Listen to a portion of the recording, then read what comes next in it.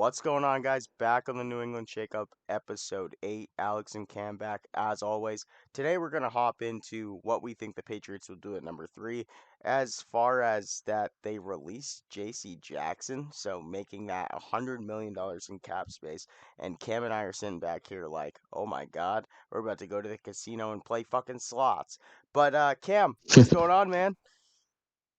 Not much. How you doing? Dude, I'm doing fantastic. Of course, episode yesterday, touching on more of the NBA contenders and pretenders, and just want to touch on something really quick. Jalen Brunson got hurt in the first quarter tonight, knee injury, was questionable to return, didn't return. So now we're sitting here kind of wondering if that take that I made yesterday about the Knicks might be a little outlandish, but nonetheless, what do you think the Patriots do at number 3? What do they With all the do? money they have for cap space, I think that they go for a quarterback with the money, and then that they draft Marvin Harrison Jr. is just the one option that I see them going for, even if they maybe have to trade up, which I don't know if he'd go number one. I hope he doesn't for the Patriots' sake, but I think they go for a receiver. Marvin Harrison is probably, you know, in my opinion, I mean, I'm a little biased because I'm an Eagles fan, but um, Marvin Harrison is the best wide receiver coming out of college since Devontae Smith a few years ago. And, this kid can, make a catch in the back of the end zone. He can, jump over you and make a catch. He can sprint by you. This kid is a fucking specimen. And now we sit here as, you, Cam, as a Patriots fan, I'm sitting here, wondering like, if the Patriots do draft Marvin Harrison, right? They're gonna have to also, re-sign Onwenu, I believe is his last name, the right tackle for New England. He's looking for a contract extension and deservingly so. One of the best right tackles in football. But what I think that, the Patriots will do, I think they do go the Marvin Harrison route that you're saying, but when you say quarterback and you say money, I say what would the Patriots have to give up for a quarterback in Chicago, such as like a Justin Fields? And the only reason why I say that is because, everybody's been sitting here in New England for the past 5 years wondering when the fuck is the heir of Tom Brady gonna walk through that goddamn door? And sit back in retrospect and you really think about it, it's like, nobody's going to be on Brady's stratosphere in New England. And like people just need to understand that nobody is going to be Tom fucking Brady. But what you can do is you can develop a Justin Fields who has already shown flashes of what he can do. And especially if you get him a decent O line behind him, which New England has always had a very good O line. Um, you have to, build off of that. And me personally, if I'm sitting there and I'm a Patriots fan, if I had the probability of drafting Drake May or Jaden Daniels or trading for Justin Fields, I would trade for Justin Fields because he's already got the NFL experience. You don't know what any of these kids coming out of college are gonna do. Prime example of it is fucking Johnny Manziel. Where's Johnny Manziel? Not playing anywhere right now. I just saw the podcast the other day on Shannon Sharp's podcast of Johnny Manziel coming on and talking. And, it really blew me away at some of the things that I heard Johnny say. Nonetheless, um, it makes me think that when you sit back and you look at all these kids that come out of college, unless you're Joe Burrow esque or if you are a Kyler Murray, you're really not doing much after college. And it stinks to say that, Hey, but even Mac Jones, I hate to interrupt you, but even Mac Jones. And when you have Justin Fields, like you give him a weapon like Marvin Harrison Jr., we re-sign Bourne for a contract, give him another 2 or 3 years or whatever he'd be looking for. yeah, Then the ceiling's just, I feel like, however high he wants to make it. yeah, Like exactly. Justin Fields is an explosive QB with an arm.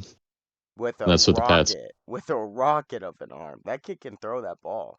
And the thing about Justin Fields that people don't understand is people say, "Oh, Justin Fields can't read a defense. Oh, Justin Fields can't do this." Well, I hate to break it to you, ladies and gentlemen, but Justin Fields can read an NFL defense. Because here's the thing. Chicago never put any protection around him. The only time they did was last year when they drafted Skoronski, and that was the only real, piece that they've put on their offensive line, except for Darnell Wright that they added also last year as a second round pick. So they started investing in the O line in like Justin Fields' like third fucking year, which doesn't make any sense to me. If you draft a quarterback and if you draft him high, then you need to also, use your picks afterwards to put either weapons or protection around him. Now, that might not happen in the first year, maybe not the first year and a half, but we've seen a prime example of it. Jalen Hurts in 2022, okay? The year before that, the Eagles got to the wild card round and lost to the Buccaneers. And everybody was sitting here saying that Jalen Hurts can't read a defense and Jalen Hurts can't do that. And I hate to break it to everybody, but if Justin Fields gets to New England, the Patriots are going to be a playoff team. Like, that's the thing that people don't understand. Because Gerard Mayo, people don't know this about Gerard Mayo. Gerard Mayo will get in players' faces. Gerard Mayo is the type of guy that isn't going to back down from, uh, you know, uh, quarterback Different that's making confrontation. right, exactly. A quarterback that's making, maybe they have to re-sign Fields to an extension to make this trade work, but if you sign Fields to a 15-18 million dollar contract extension for like 3 years, there's 54 million right there in a contract. So, Gerard Mayo getting in players' faces and holding players accountable is where New England's going to flourish this year. The only thing is I don't think personally that the Patriots have any chance at messing up this draft. Because if even if you do, say pick a Jaden Daniels at number 3. Let's say that they don't move the pick and they do pick a Jaden Daniels. What's to say that that kid doesn't need a year to sit? You know what I mean? And Cam, you Yeah. brought up a good point before we came on that um they should bring in kind of like a bridge quarterback, somebody who can kind of be a good mentor and show him how to be a pro. And I honestly, Cam, think that Mac Jones would have benefited a lot from that. Um, Sitting a year and waiting, because Oh, when definitely. when they got to the playoffs, we all know what happened. They went to Buffalo and got trounced. So it's just at this point in time the Patriots have so many options. But Cam, if you were the Patriots and say, getting off of the draft prospect of everything, what do you think they do in free agency? Like you said, re-sign Kendrick Bourne, but that's probably a 12, maybe even a $10 million a year contract. Let's say he signs for like 30 million, right? Then where else do they go? Like, I know they would probably re-sign Duggar and maybe get like, another edge rusher, but what would you do? Yeah, I mean, they definitely need like one more tank on defense. I mean, I would still go for receivers. I know it's like beating a dead horse. We've gone so far, signed so many receivers, had injuries, whatever's happened. But yeah, I would definitely start by re-signing Bourne would be the first thing I'd do. Cool. And then after you get that taken care of, depending on if you get Marvin Harrison or whatever, I would have tried to trade maybe a second or third round pick and see what quarterbacks, or not quarterbacks, see what wide receivers are up for trade. Yeah. I mean, I wouldn't go for like a Chase Claypool type of guy, but what did he go for? A sixth or seventh round pick Yeah, in a trade? I I believe what feel he like got. some receivers don't really go for that much. Go Yeah, for somebody that maybe underachieved a little last year. right. But yeah, for the money, I'd go for whoever is a big free agent on defense, like a Von Miller-esque type of player. Yeah, I mean, he's not up for free agent, but there is Josh Allen from Jacksonville. The edge rusher there. The Patriots could offer him a bag as Yeah, I don't well. know if Sneed is I don't know if Yeah, I'm Sneed saying that wrong. Sneed basically they said about him was that if they can't come to a long-term extension, then they'll explore trade options. So, which is telling because if, Kansas City Yeah, so can't I mean, we decide, just let a corner go. If we could bring him in, that'd be amazing. Yeah, right, to go with Gonzo, yeah, it'd be perfect. What do you somebody he think? can learn from too. Like Gonzo would learn a lot Yeah, playing with him. yeah, what do you think like that division holds for like the next like 2-3 years? Do you think that Buffalo still stays relevant as the champ, or do you think like it's time to shake it up a little bit? Like, do you see the Jets next year with Rodgers like actually being like competitive? I don't know. I don't think I've seen enough. I mean, clearly we didn't get to see much of Rodgers last season, but I don't know. We'll see how much Rodgers really has left in the tank Yeah, this next season. yeah, he's an interesting player. And like I don't mean like any disrespect when I say this to Aaron Rodgers. Aaron, if you're listening to this, like I mean no disrespect, but he's kind of a fucking diva. Like he's kind of a fucking diva. Like the fact that, But you that's were. how you know they're a superstar like Kyrie. Yeah. Yeah, exactly. And it's like, motherfucker, the fact that you were getting like 45 million a year and your team kept getting in the NFC Championship or the fucking divisional and kept fucking losing, like, bro, you can't talk. Like, and everybody says, oh, well, his defense was ass, like this, that, and the third. It's like, bro, the defense isn't ass if this motherfucker has a 13-3 record and they have home field, like in Lambeau. You know And what if I they're mean? that ass, take less so you can sign some good defenders like Brady would have done. You know what I mean? Or like, Exactly. I mean, we got into that last episode, but yeah. Yeah, and Rogers just, that was kind of like icing on the cake for me with him getting injured because it's like, this dude bitches and moans and complains and was complaining in Green Bay and went in and did some fucking mushrooms and came out and was like, "Oh, I want to play for the Jets," which is like fucking crazy inning in itself that you go on live TV and tell everybody that you went and took a bunch of drugs to figure out like what team you wanted to go to. Like, when's the last fucking time that you seen a quarterback, National Football League quarterback, go on live television and tell people that shit? It doesn't happen. The fact that that was even, broadcasted in America just tells you like how downhill that like sports talk and like shit goes nowadays because it's like nothing's really authentic anymore. But then you hear that shit and you're like, is that real or is it just like clickbait? You know what I mean? Um, Oh yeah, definitely. but like getting to my other point about the Patriots and like where they stand right now, like yeah, they're not good by any means right now, but they have so much potential to do so many good things this offseason to make Patriots fans excited again about going to Gillette, about taking that drive down. And it's kind of like, even for me, I've lived in the New England area my entire life. And, sitting here, as a 22-year-old kid about to be 23, like, like that shit was our entire childhood, bro.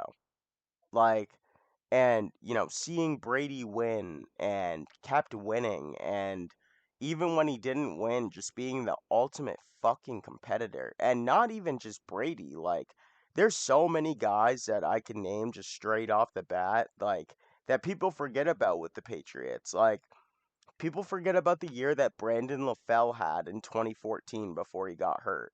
That was the only reason why the Patriots had a decent offense that year. Brandon LaFell was catching a ton of balls while Edelman was out that year. That was the year that Edelman tore his ACL.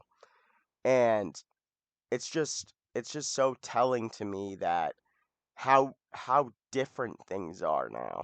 Like you can just tell like in the air. Even me going down to the Massachusetts area, going to Boston, like you can just tell, like Patriots fans ain't happy anymore, man. Like we used to run this shit, and now it's like, we sit back and we're like, damn, like Brady's gone, Slater's gone, Gronk's gone, Edelman's gone, you know, Danny Woodhead, all these awesome Patriots players that we grew up watching, and now it's just, you know, they're on to stage two. And I just hope that in my heart of hearts that New England does lift another Lombardi trophy in my lifetime.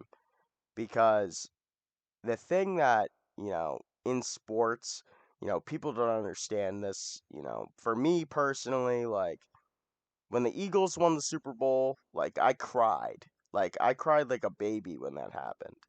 Um, Not only for the simple fact of like, it's my team and I loved them and, I grew up watching them. It was more of the fact like, my team did it. Like we finally were the champs. And at the same time, me as a kid being in the New England area my entire life, um, the Patriots winning also gave me some joy too. Um, and I just wanted to ask you your opinion on that, Cam. As far as the Patriots dynasty, as far as it touched you as an individual, for the last, 20 years. Because, we are going into a new chapter now. Yeah, to that point, my uncle's a huge Falcons fan, so you can already yeah, you can already picture my uncle's the type of person to celebrate early. So when we went to a Celtics game, this was when Jason Kidd was on the Dallas Mavericks. He had called his buddy to let him know that they had already won because there was like 4 or 5 seconds left. Mavericks were down by two. They inbounded to Jason Kidd. He hits a game-winning three. My uncle hangs up the phone, so he's always been the type to celebrate early. So he's texting us at halftime of the Atlanta Falcons Patriots Super Bowl. Oh, it's over. Turn your TV off, buddy. Ho ho ho. And let's just say he didn't like the text I was sending back. Yeah, I bet. Yeah, no, just any comeback story. The Patriots have always been like the comeback kid, so to see them this down, yeah, it sucks. I'm still the type of person to wear a Patriots hat, and I wear it at work, and some guys were like, "Oh, come on, you're wearing that?" Oh, and it's like, hey, I'll still wear it.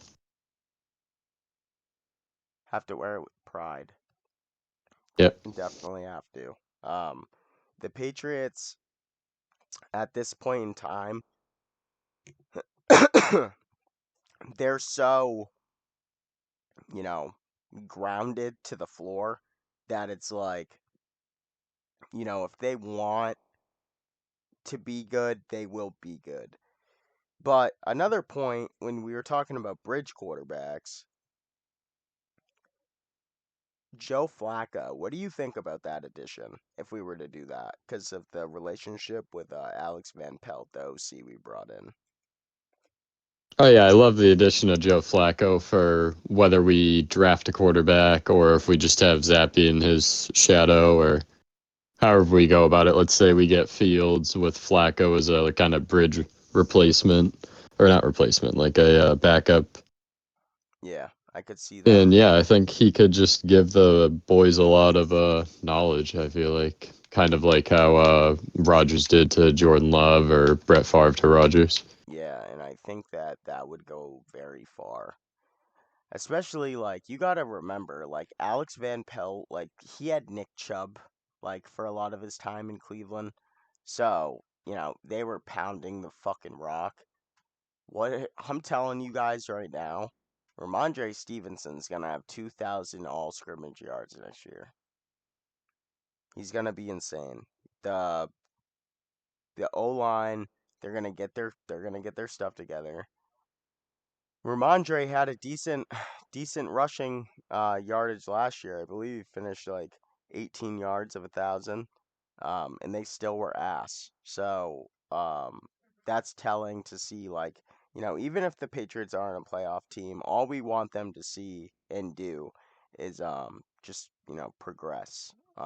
Other than that, it's not really up to us to make any decisions, but I think it's like telling that. in so many ways, in so many forms of like how the Patriots have always gone about free agency, is they've always tried to short people. Like the whole Patriot way was take a fucking pay cut and we'll put pieces in here that'll work. Um, and you saw it firsthand, for 20 years. Now they're in the position like they're going to go and probably overspend. And, that's something we should probably touch on because if they overspend on players, then we might get ourselves back to just square one. Yeah? Yeah, definitely. Yeah, it's pretty cool that Patriots have the third pick in the draft, but it's also at the same time not cool because we know that we suck. So, I think the Patriots just have to look forward to the future. And if the Patriots are legitimately trying to win, go make a call up to Ryan Poles in Chicago and get Justin Fields in the building. That way you can draft Marvin Harrison at 3. And then that way, potentially, you can then trade again with somebody. I don't know, Cam. I mean, could you look this up while you're right here? Hmm. Who is there anybody in the first round this year that has 2 draft picks in the first round? Is there anybody? Is it Seattle still have 2 picks in the first round because of the Denver trade?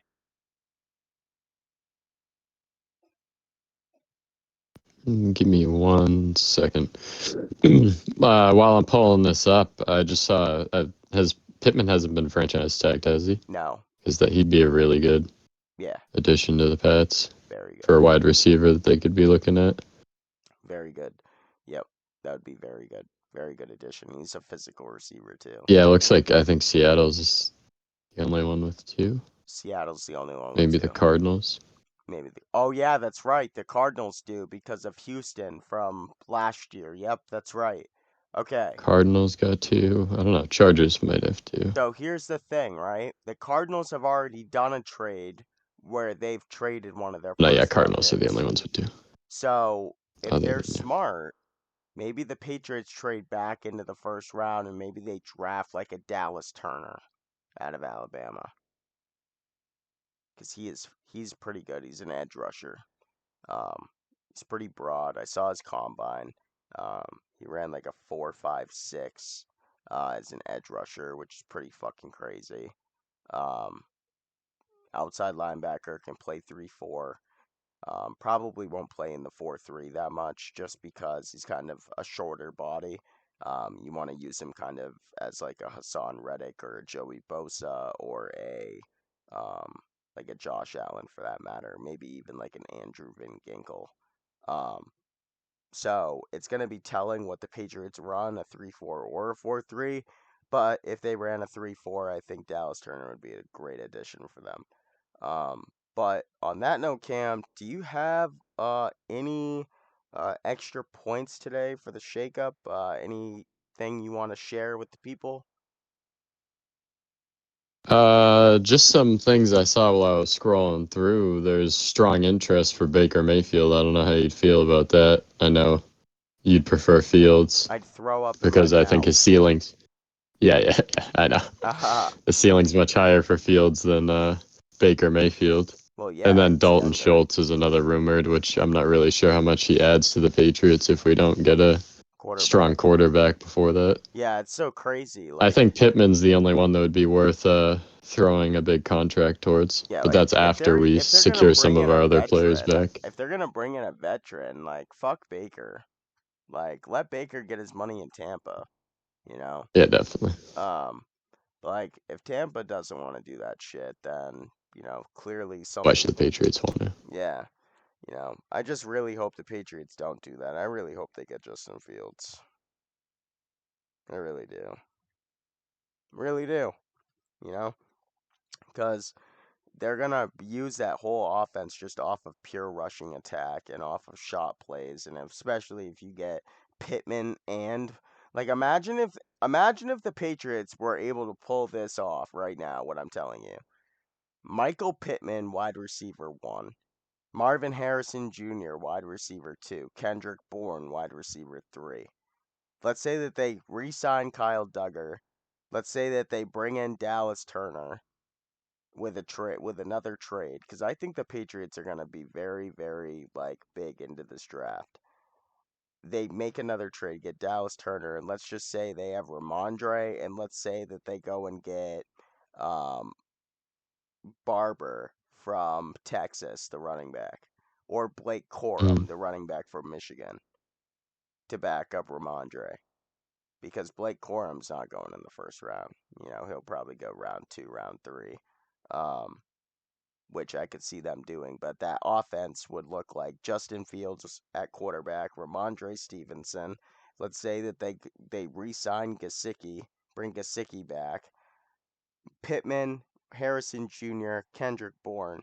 That's a pretty good offense. That looks pretty good. That don't look too bad. Yeah, that offense would be miles ahead of the offense we had this year. Exactly. But on that note, guys, this is episode 8 of the New England Shakeup. We will catch you guys back. We're gonna drop another episode on Saturday of next week and also Sunday of next week. So make sure you guys check that out. The next episode is more gonna be very much deep diving into free agency as far as free agency will take us. But we are very excited to bring that to you guys next week. So we are out.